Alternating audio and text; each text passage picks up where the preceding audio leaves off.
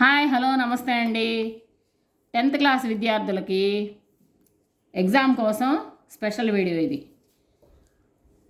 ప్రతి ఒక్కళ్ళకి ఉపయోగకరంగా విషయ సూచి నుంచి మార్క్స్ ఎలా పొందాలి అనేది. విషయ సూచిలో ఫస్ట్ లైన్లో ఫస్ట్ పాఠం గురించి ఉంటుంది. విషయ సూచి అంటే ఫస్ట్ పేజీలో అన్ని పాఠాల గురించిన వివరణ ఒక దగ్గర ఉంటుంది. అది విషయ సూచి అంటాం. పాఠ్ కా నామ్ బరస్తే బాదల్. అందులో బరస్తే బాధలు సుమిత్రానందన్ పంత్జీ కవిత అని ఉంటుంది.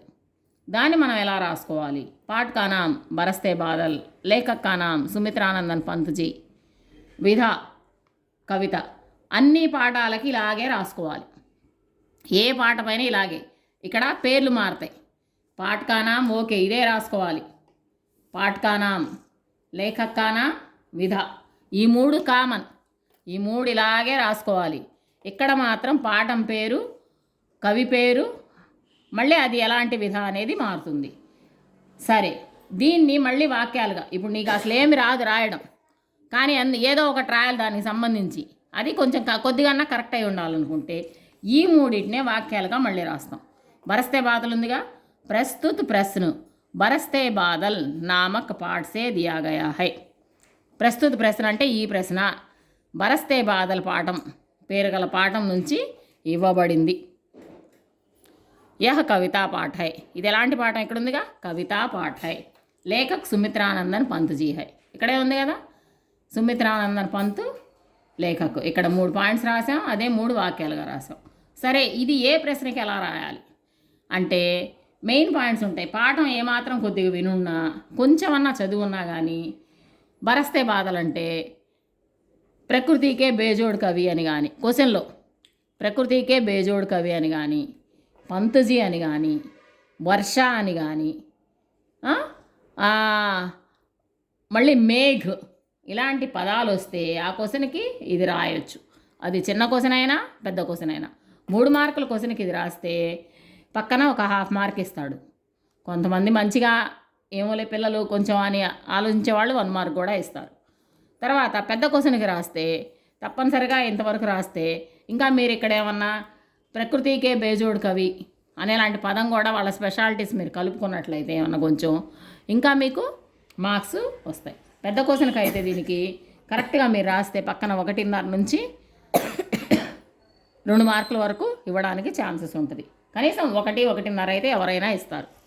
అసలు వదిలేయకుండా ప్రతి నెంబరు వేసి క్వశ్చన్ రాస్తే ఎంతో కొంత మార్క్స్ రావడానికి ఛాన్సెస్ ఉంటాయి. సరే, ఇంకా బాగా వచ్చిన వాళ్ళకి చెప్పాల్సింది లేదు. వాళ్ళు కూడా ఇలా రాసుకుంటే ఫుల్ మార్క్స్ స్కోర్ చేసుకోవడానికి ఒక అవకాశం. సరే, ఇలాగే అన్ని క్వశ్చన్లకి తయారు చేసుకోవాలి. అన్నిటికీ ఇలాగే పాఠము, లేఖక్కానా, విధ. ఫస్ట్ పాఠం ఇది. రెండోది ఈద్గాహు. ఈద్గాహు పాఠం వస్తే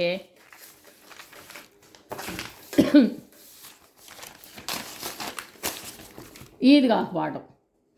ఈద్గాహ్కి కవి ఏమంటాం? ప్రేమ్చంద్. ప్రేమ్చంద్ పాఠం ఎలాంటిది? విధ కహాని. ప్రేమ్చంద్కున్న బిరుదేంది? ఉపన్యాస్ సామ్రాట్. ఉపన్యాస్ అంటే నావెల్స్ రాయడంలో సామ్రాట్ అయినా, కహాని సామ్రాట్, ఉపన్యాస సామ్రాట్ ఎలా రాసినా ఓకే. ఇంకా అంతవరకు రాసి ఇదే విధంగా వాక్యాలు తయారు చేసుకుంటాం. అయితే ఈ పాఠంలో ఏ క్వశ్చన్ ఇచ్చినా ఎట్లా ఏ క్వశ్చన్ అసలు ఒక క్వశ్చన్ ఈ పాఠంలో దాన్ని ఎలా తెలుస్తుంది? ఈద్గాహ్ అనే పదం వచ్చినా, ప్రేమ్చంద్ అనే పదం వచ్చినా, దాది అమ్మ, దాది అమ్మ. మన పాఠం హీరో హామిద్, చిమట. ఇలాంటి పదాలు ఏదొచ్చినా క్వశ్చన్లో మనం ఏంటి, అది ఈద్గాహ్కి సంబంధించిన డీటెయిల్స్ రాస్తాం. అందుకే ఈ పేజీని 1-4 సార్లు కరెక్ట్గా రాయడం నేర్చుకుంటే, ఒక టేబుల్స్ లాగా బాగా నేర్చుకున్నట్లయితే మీరు మార్క్స్ స్కోర్ చేసుకోవడానికి అవకాశం. 6 ప్రశ్నలు ఉన్నాయి. ఉపవాచక పాఠకు కూడా ఇలాగే రాస్తాం. ఉపవాచక పాఠకు కూడా విధ అంటే ఉపవాచక్ అని రాసి, అది కహాని అయితే కహాని అది రాస్తాం. కొన్నిటికి లేఖకు ఉంటే లేఖకు రాస్తాం. ఏ క్వశ్చన్కైనా ఉపవాచక క్వశ్చన్ అయినా టెక్స్ట్ బుక్ క్వశ్చన్ అయినా రాస్తాం. 6 క్వశ్చన్లకి మీరు కరెక్ట్గా రాస్తే 6 అరలు 3 మార్కులు పడతాయి. మళ్ళీ ఇవి పారాగ్రాఫుల్లో చివరి 2 క్వశ్చన్లు, 2 లేదా 3 క్వశ్చన్లు ఏం చేస్తాడు? పాఠ్ కా నామ్ క్యా హై, కవి కా నామ్ క్యా హై అనే లాంటి క్వశ్చన్లు ఇస్తాడు, అక్కడ ఒక 2 మార్కులు వస్తాయి.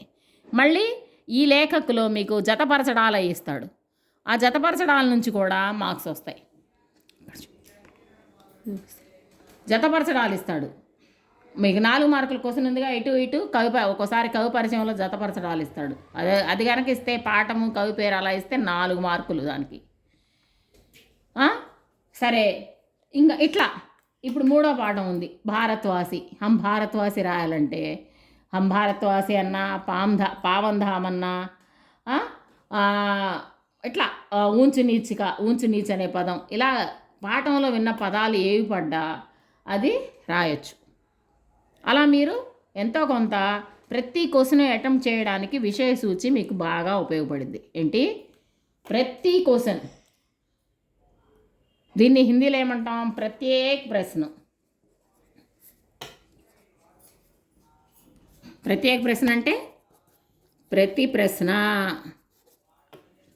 ఈచ్ అండ్ ఎవ్రీ క్వశ్చన్ రాయడానికి ఈ విషయ సూచి అటెంప్ట్ చేయడానికి, ప్రతి క్వశ్చన్ అటెంప్ట్ చేయడానికి ఈ విషయ సూచి బాగా ఉపయోగపడింది.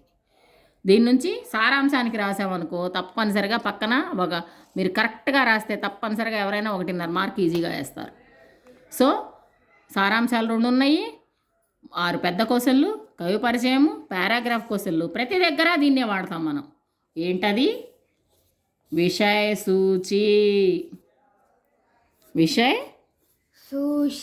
సూచి. విషయ సూచి అంటే ఏ పాఠం ఎక్కడుంది, పేజీ నెంబర్స్ ఇస్తాడు కదా ఫస్ట్లో, అన్ని పాఠాల కంటే ముందు, అది ఆ పేజీ ఇంపార్టెంట్.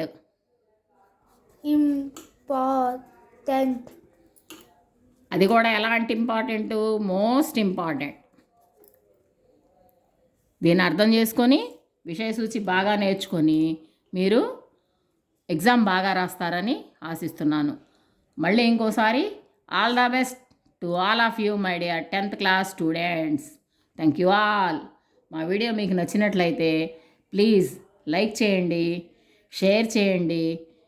వేరే 10th క్లాస్ పిల్లలకైనా షేర్ చేయండి, తప్పేం లేదు. ఇంకొకళ్ళు బాగుండాలని మనం కోరుకుంటేనే మనం బాగుండటానికి భగవంతుడు ఒక దారి చూపిస్తాడు. సో లైక్ చేయండి, షేర్ చేయండి, సబ్స్క్రైబ్ చేసుకొని బెల్ సింబల్ని యాక్టివేట్ చేసి మమ్మల్ని ప్రోత్సహించండి. సదా అందరికీ మంచి జరగాలని ఆశిస్తూ థ్యాంక్ యూ ఆల్.